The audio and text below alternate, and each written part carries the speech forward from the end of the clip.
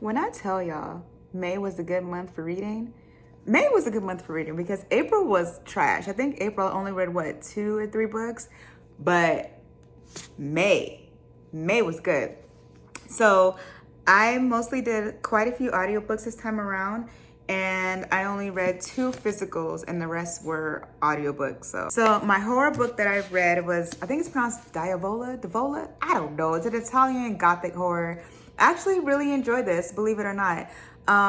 For me, I think like it was a slow burn, and then like it picked up more towards the end. And it was actually really good. I rated it a 4 stars.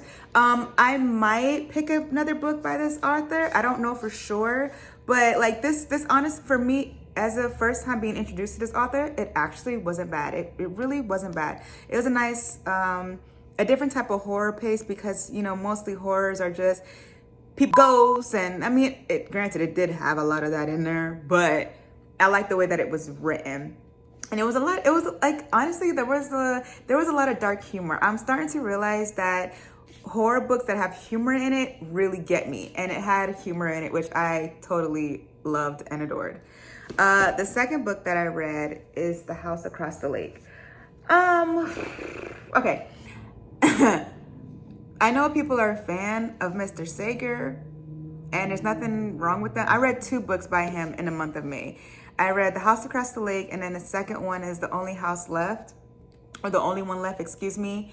And they weren't bad, but the main character in this one, whoo child, I can't, oh, no. I feel like his female characters are just so flat. They're like one-dimensional. I don't know if I'll probably read another book by him. Like, I think these 2 that I read are probably the last Riley Sager books I'll ever read because his female characters are trash. They're just one-dimensional. They didn't give me anything. I wanted more, and they were just like flat. So we gonna pass on this one. I did like the twist in this one. Did get me because I didn't expect it, because I was wondering like what the heck was going on. So I did actually enjoy the twist in this one.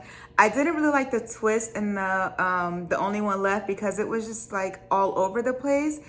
And I was like, it was okay, but I prefer the twist in this one versus the other one. But I did like the story of The Only One Left.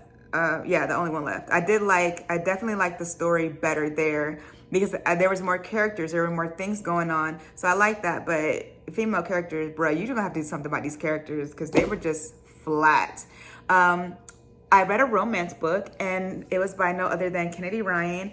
She deserves all the praise, okay? Kennedy Ryan deserves all the praise because Before I Let Go, first of all, the cover is stunning. Like, the material, okay? Like, it was such a beautiful book, and Kennedy has a way of making you feel like you're in the book, you know what I mean? And her dedication was just stunning, and oh, my heart aches. Before I Let Go, chef kiss, 10 out of 10 for me. The Butcher and the Wren was the one that I audiobooked. It wasn't a bad book, but I hated the ending.